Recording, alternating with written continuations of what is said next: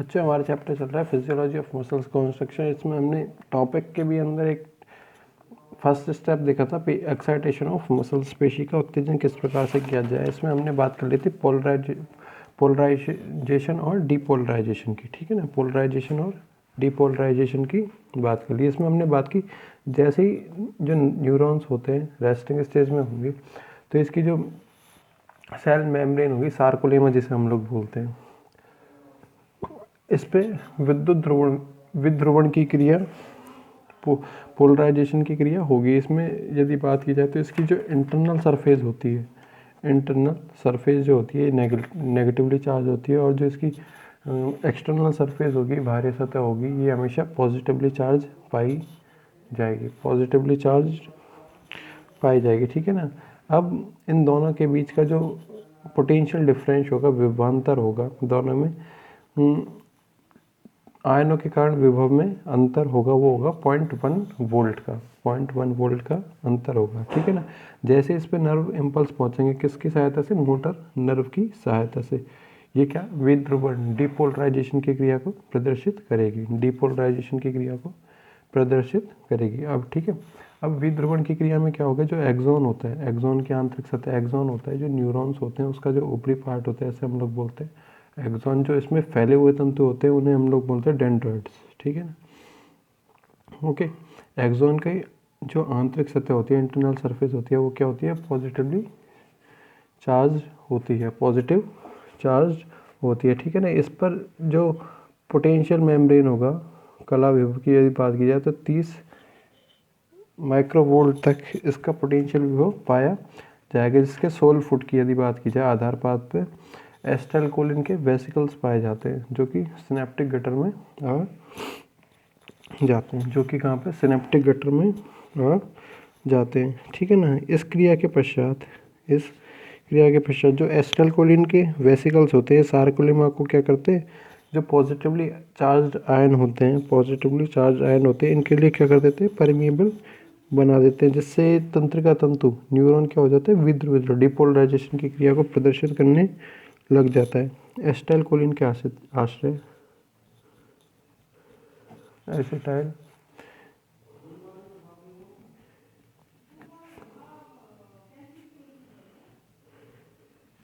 Colin के आश्रय sarcolemma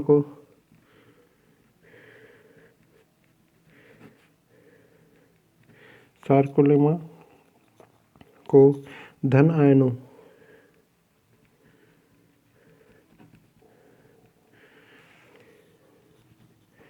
प्रति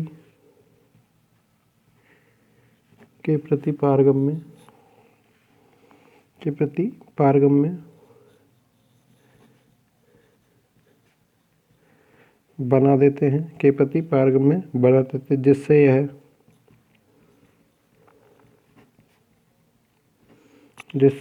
यह तंत्रिका तंतु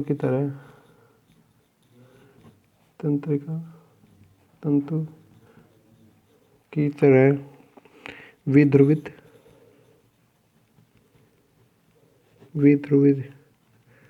डिपोलराइज्ड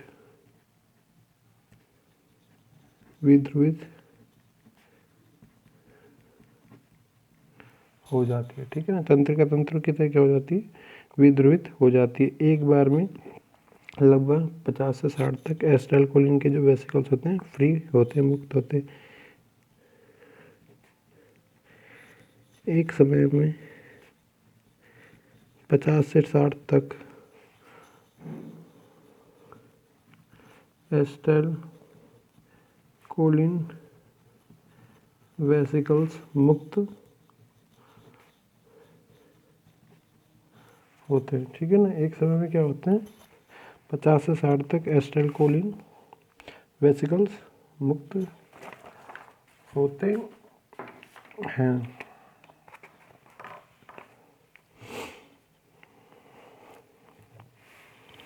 और ये जो मुक्त होंगे, ये पॉइंट लगभग 2 मिली सेकेंड में ही, लगभग कितने? 2 मिली सेकेंड में क्या कर ले जाएंगे? जो सेल मेम्ब्रेन होती है, जिसे हम लोग सार्कोलेमा बोलते हैं, सार्कोलेमा के द्वारा क्या कर लिए जाते हैं? एक्सेप्ट या ग्रहण कर लिए जाते हैं। लगभग 2 मिली सेकंड में, लगभग 2 मिली सेकंड में ये एसिटाइल कोलिन आशय एसिटाइल कोलिन आशय सार्कोलेमा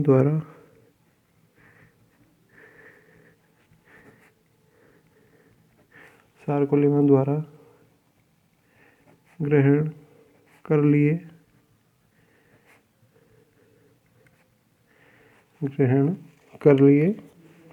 जाते हैं। सार्कोलेमा के विध्रुवित होने के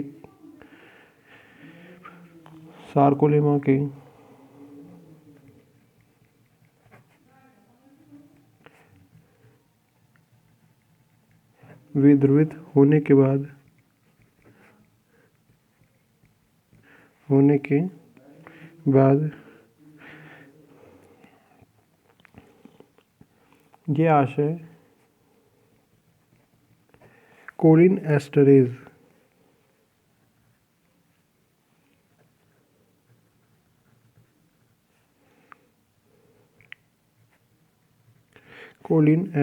एंजाइम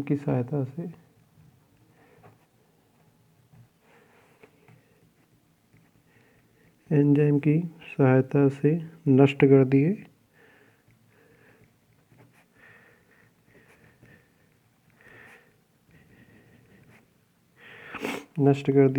जाते हैं। ठीक है ना। और इनके नष्ट होने की क्रिया की यदि बात की जाए तो ये कुछ मिली सेकंड में ही पूर्ण हो जाती है। एसिटाइल कोलिन आश्रो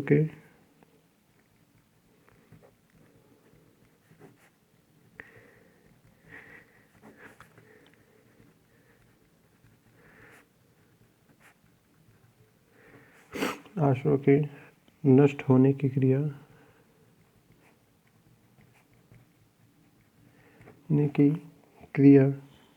कुछ सेकंड में ही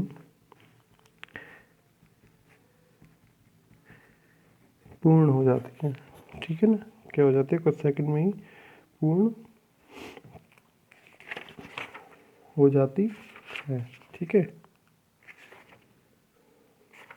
फिर सेकंड नंबर पे आती है हमारी क्रिया उत्तेजन संकुचन युग्मन, excitation contraction coupling.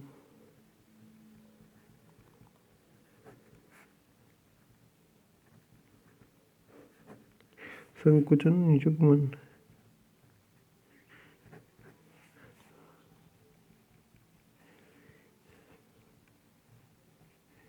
Excitation contraction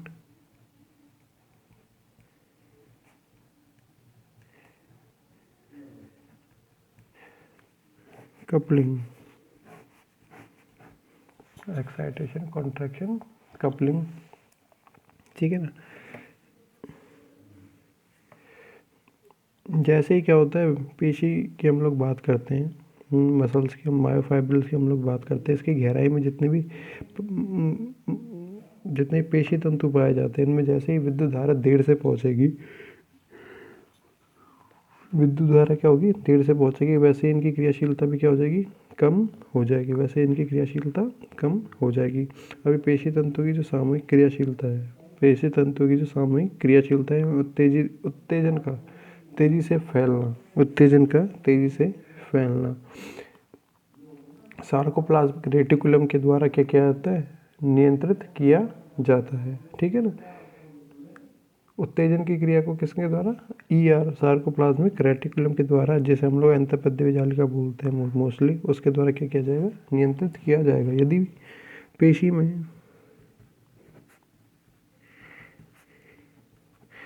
में गहराई पर स्थित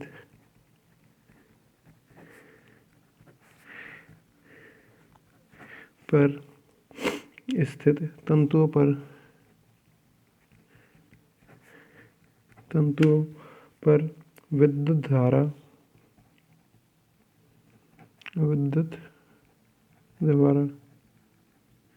इलेक्ट्रिक करंट, विद्युत धारा देरी से पहुंचेगी। से पहुंचेगी तथा इसकी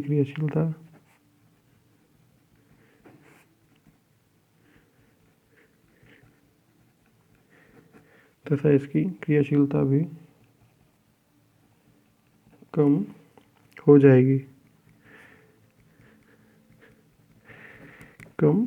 जाएगी। पेशी तंतुओं की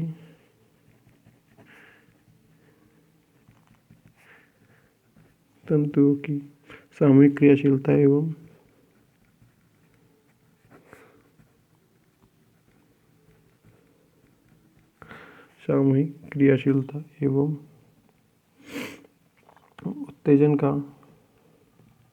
उत्तेजन का तेजी से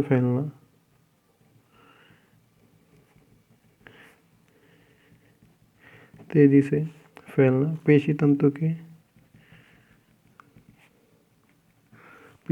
तंतु के कोशिका द्रव्य में उपस्थित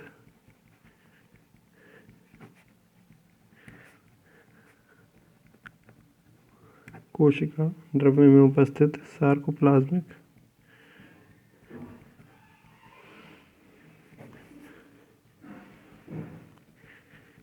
रेटिकुलम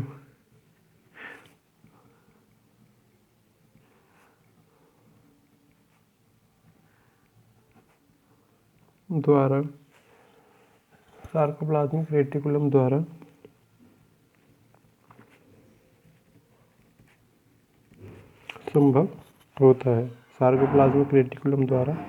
संभव होता है। ठीक है ना। इसी को ही हम लोग क्या बोलते हैं, टी सिस्टम भी बोलते हैं, जो कि क्या कर रहा है, इसको कंट्रोल करने का काम कर रहा है। इसकी जो करंट को, इलेक्ट्रिक करंट को पेशी तंतुओं के उत्तेजन की क्रिया को कंट्रोल करने का काम कर रहा है। ठीक है ना। और इसी को हम लोग बोलते हैं ट्रांसवर्स ट्यूबुलर सिस्टम, अनुप्रस्थ जालिका तंत्र।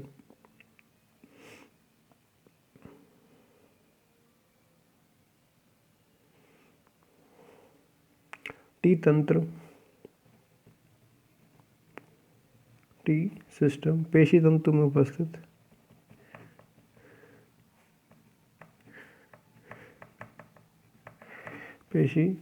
उपस्थित एक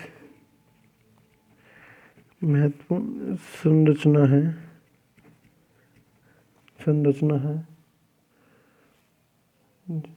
जो अनुप्रस्थ जालिका तंत्र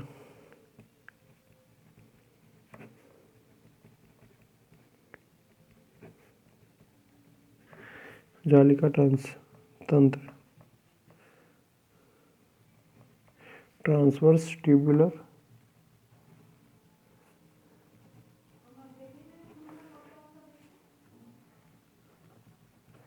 सिस्टम के नाम से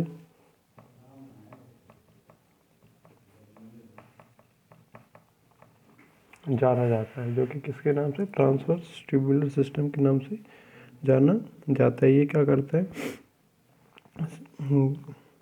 पेशी द्रव्य जालिका जैसे हम लोग बोला है, सार्कोप्लाज्मिक रेटिकुलम के साथ मिलकर क्या करता है, पेशी के संकुचन में महत्वपूर्ण भूमिका निभाता है। यह तंत्र टी सिस्टम सार्कोप्लाज्मिक रेटिकुलम के साथ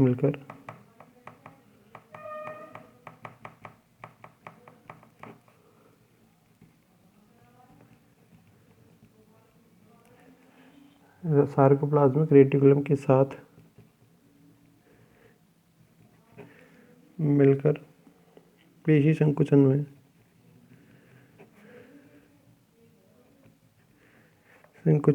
महत्वपूर्ण भूमिका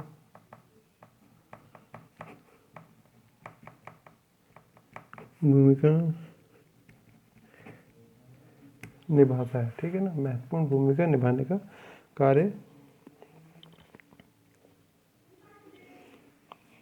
करता है।